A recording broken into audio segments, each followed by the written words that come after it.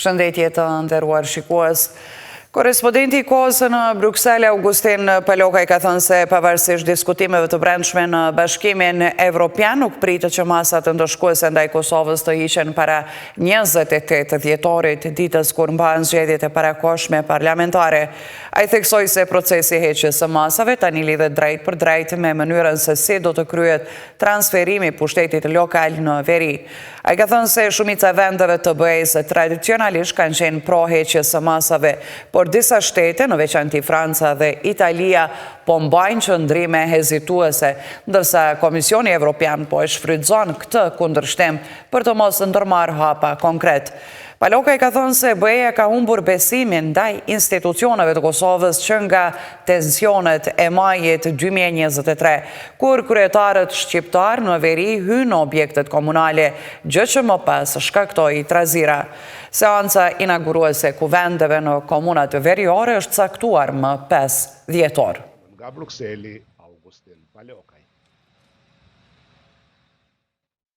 Shumë të...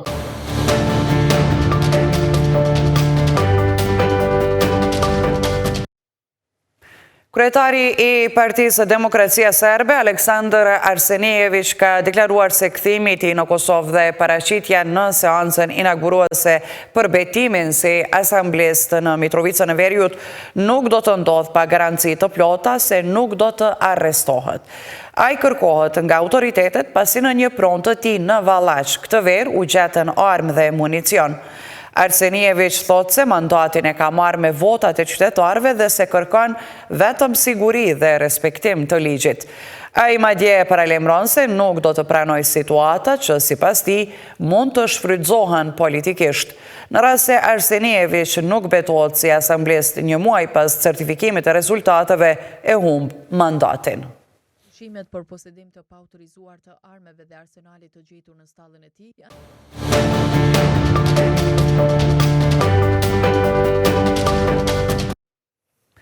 Instituti i Kosovës për drejtësi ka reaguar ndaj vendimit të Komisionit Qendror të Zgjedhjeve për hapjen e qendrave të votimit jashtë përfaqësive diplomatike, duke cilësuar këtë vendim të paligjshëm dhe në kundërshtim me ligjin për zgjedhjet e përgjithshme dhe me rregullat zgjedhore.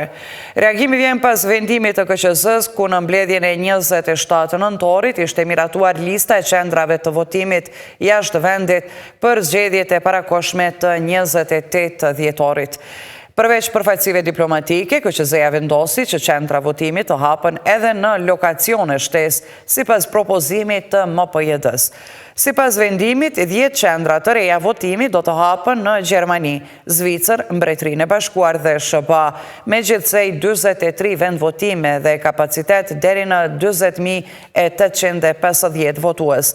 Ligji përcakton qartë se qendra votimi jashtë vendit mund të funksionojnë vetëm në ambasada, konsulata dhe misione diplomatike të Republikës Kosovës dhe vetëm pasi KQZ të vlerësoj hapësirat fizike të këtyre objekteve në bashkëpunim me MPJ-n, thuhet në reagim. Sipas institutit, ky vendim i KQZ-s rrezikon integritetin e procesit zgjedhor dhe mund të hap mundësi për keqpërdorime.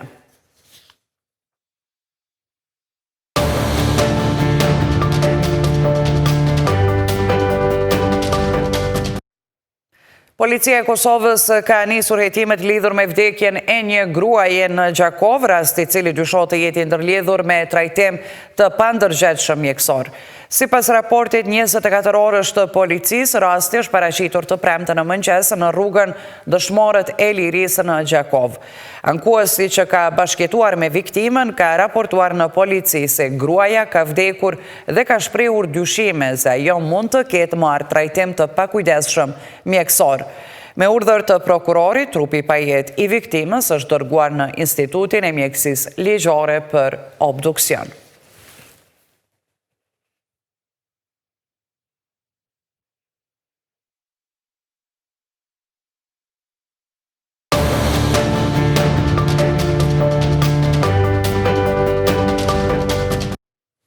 Një sulm I ri me dron dhe raketa ruse ka goditur kryeqytetin Ukrainës, Kiev, në herët në mëngjesin e së shtunës.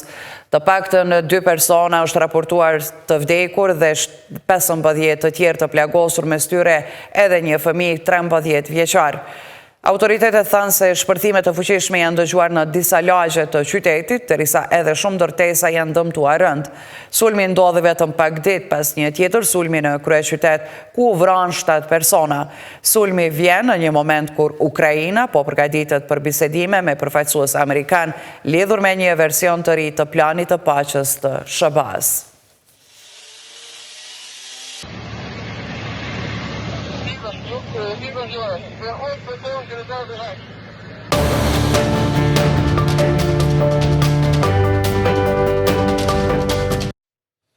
Ishin këto lajmet orës 10. Ju faleminderit për vëmendjen, mirupafshim.